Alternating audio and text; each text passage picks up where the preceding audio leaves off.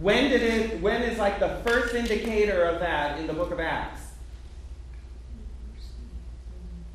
Chapter 20, verse 7. We just read that. When did they meet? The first day. Which is what day? Sunday. And what did they do? Break. And what do we call that? Mass. There we go.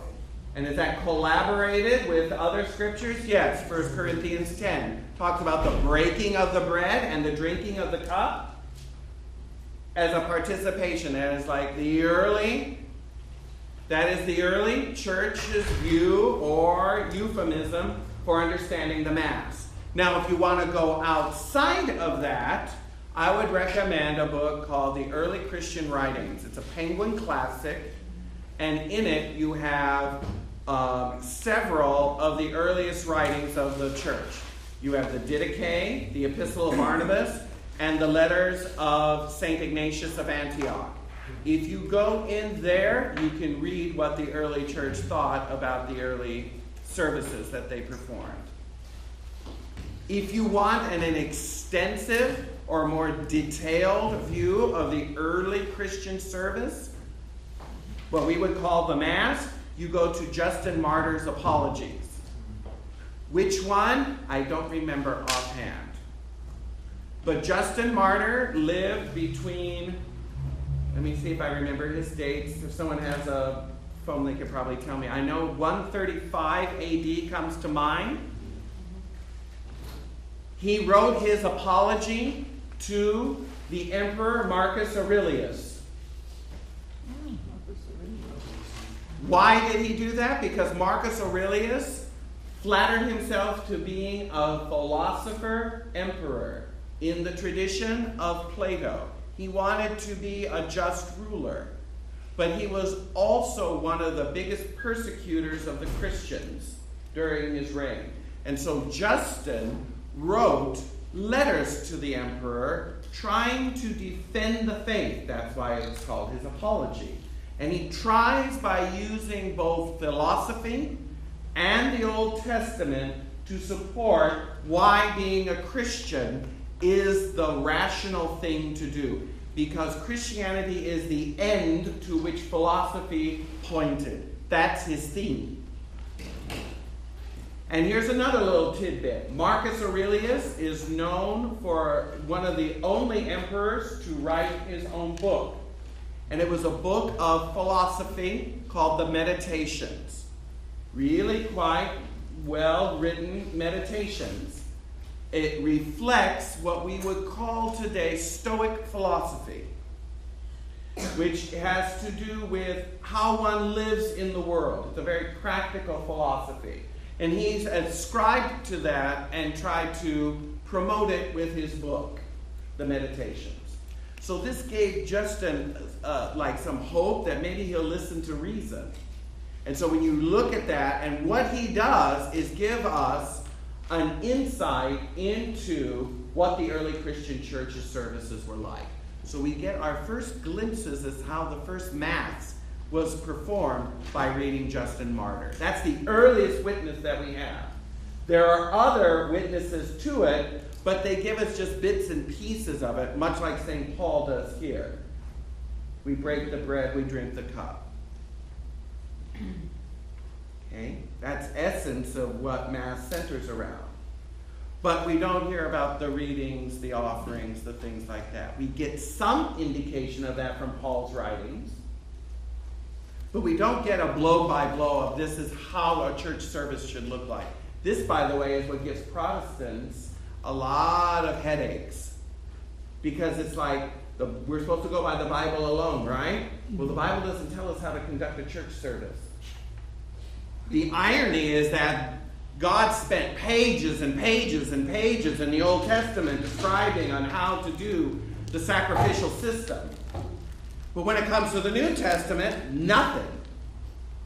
It doesn't say, this is when the choir sings, this is when the announcements are read, this is when the communion happens, this is how you approach the altar rail, this is how you cross. It doesn't do any of that.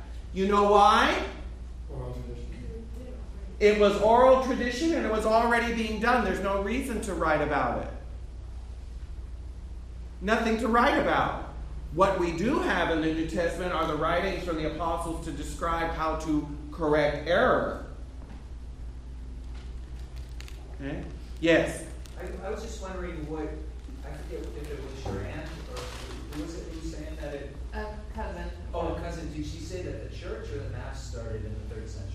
She said the Catholic Church actually began in Oh, okay. I was 300. wondering if what her evidences were about that. Did she? Because of the council. Was it the Council of Constantinople or Nicene. Nicaea? She, Probably. yeah. Usually, Protestants that are anti-Catholic view the First Church Council at Nicaea as the starting point of Catholicism as we understand it. Because they will point out it is there that the emperor was present, and so they connect the presence of the emperor with the whore Babylon idea, and the bishops are in bed with the emperor, like the whore is in bed with the kings of the beast and so forth. And so they point to that and they say here, when Constantine lifted the persecutions and he kind of got, made a political alliance with the bishops, that's the real beginning. And I would say, well, then what happened in AD 200? You mean there was no church? Oh yeah, there was a church. It was all underground. Well, what did they do in their services?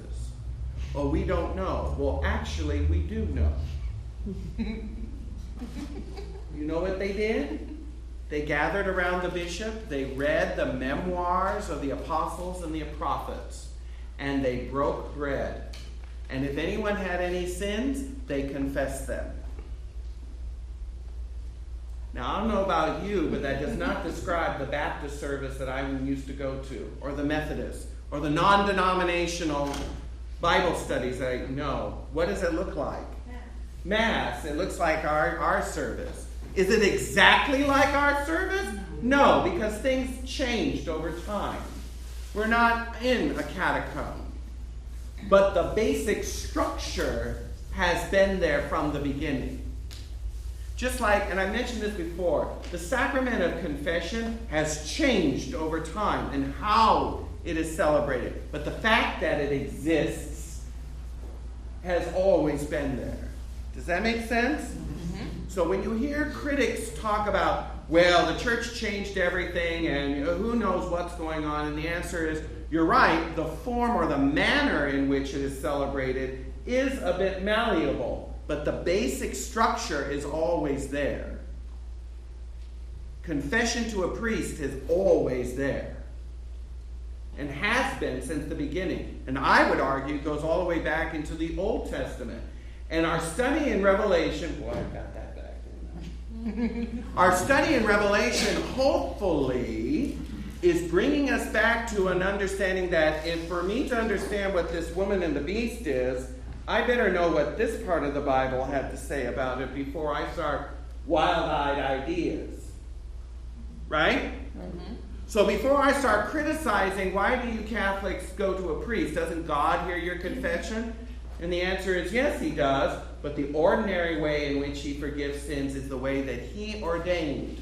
And how did he ordain it? He told his apostles, whosoever sins you forgive, they are forgiven. Whosoever sins you retain, they are retained. And the only way that they could know what sins to hold back and to forgive is if they heard it. You say, well, that was invented by Catholicism. No, it wasn't. It was invented by the Old Testament. What do you mean, the Old Testament? Because if I committed adultery in the Old Testament, everyone knew. Well, maybe. Well, they did with the woman caught with adultery, But be that as it may, I had broken a biggie. Right? Mm-hmm. Well, what am I supposed to do? Just live with it? No, God made provision. But what it meant is you had to offer a burnt offering. A burnt offering is a sign that you are giving to God a big gift, an offering, a sacrifice in atonement for your sins. So, I come walking into the temple, and I'm bringing old Bessie with me, right? And I walk up to the priest, what's he going to say? What do you do? What's this for? Right? What am I going to say? Oh, I can't tell you, Father. I already talked to God. I'm just offering this. The priest's going to look at you like you're nuts. He's not going to do it. What do you mean you talked to God and everything's all right? What did you do? You see that? Because the priest isn't going to accept the offering unless you confess it. So I have to tell, I committed adultery with the woman down the street. Aha! All right, and this is my burnt offering to come back into the community. See, the covenant breaking just isn't between you and God. You don't just affect you and God's relationship. Yes, you do, but guess what? You affect the community that you're with. So this is a public, everyone's seeing this bull you're dragging to the temple. You can't hide that. Oh, what you bringing this bull to the temple? Well, I heard from Maribel that he was sleeping around with Jezebel on down the street. No. Yeah. No. Don't tell me that didn't happen. Do not tell me that did not happen, because it did.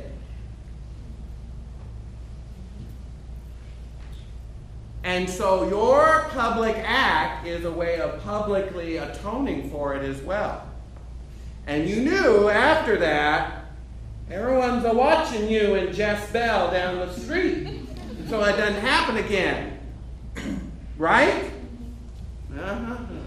See, in the early church, they were called canonical penances for very grave sins like murder, adultery, apostasy. You made a public confession to the congregation, and the bishop was there and gave you a penance first to do.